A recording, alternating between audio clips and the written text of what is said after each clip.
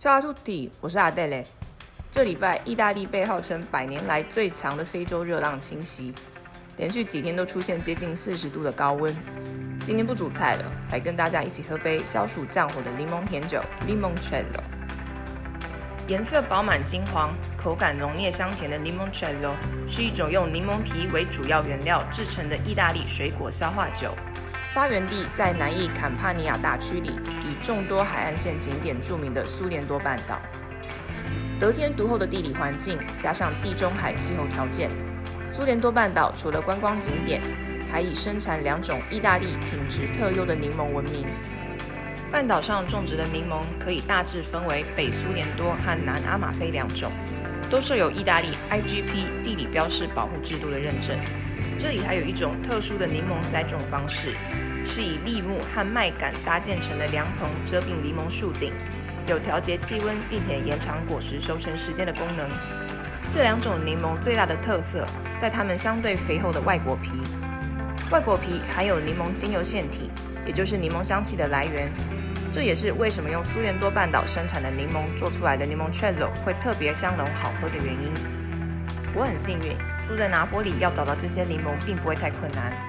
这份是我家惯用的Limoncello配方，口感偏浓偏甜，酒精的度数粗略估计有30% 左右。制作Limoncello只使用柠檬皮，所以挑柠檬的时候以有机、没有打蜡喷药的柠檬为首选。成熟柠檬的香味比青柠檬更饱和，所以也会是比较好的选择。柠檬表面以温水和干净的菜瓜布仔细搓洗，擦去柠檬表面上的多余水分以后，就可以用削皮刀削取黄色外果皮的部分，避免白色的部分以免产生苦味。将削好的柠檬皮放进干净的玻璃罐，我用的是酒精浓度96% 的食用酒精，也是意大利市面上可购得的最高浓度食用酒精。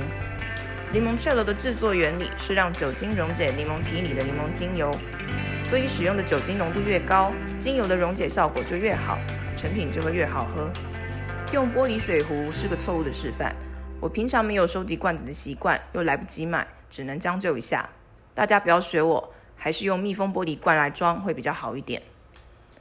做完这批柠檬皮的隔天，我在另一个果菜摊找到更新鲜的苏联多柠檬，二话不说，马上带回家加量制作。完成这个步骤之后，将容器放在阴暗干燥的地方，避开光源和热源。每天拿出来摇一摇，帮助精油更均匀的溶解。耐心给它15天左右的时间。15天过后，将柠檬皮滤出。这时候柠檬皮的颜色变白，而且硬脆没有弹性，表示柠檬皮里的精油都已经被溶解到酒精里。我们就可以开始兑糖水的步骤了。这里提供大家一个挺好用的酒精浓度计算工具，只要输入原酒精的体积与酒精浓度，再输入预计成品的酒精浓度，就可以得到需要的水量，也就是我们会需要的糖水量。计算器告诉我，要调整酒精浓度30% 的Limoncello，我会需要1.98公升的水。我煮了一份糖水比例4:5的糖水，完全冷却之后取1.98公升使用。这个糖水比例做出来的Limoncello偏甜，是我家喜欢的味道。你可以根据自己的口味喜好做糖水比例的调整。接下来这个步骤是我自己的习惯，把糖水倒进刚刚沥出来的柠檬皮，冲出剩余的酒精，之后再把柠檬皮沥出，然后把酒精一口气倒入糖水中，搅拌均匀。这时候会发生一个很有趣的现象，澄清的糖水和酒精混合之后，竟然会变成混浊的液体。原因是因为原本溶解在酒精里的柠檬精油加入糖水后，溶解度下降被吸出，形成非常微小的粒子，均匀稳定的分布在液体中，肉眼看起来就有混浊的效果。有趣吧？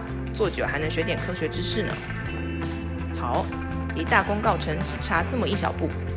把调好的Limoncello分装到干净的玻璃罐里，放在阴暗干燥的地方，给它们1个月的时间，让酒水里的各种物质继续融合作用，喝起来会加倍顺口。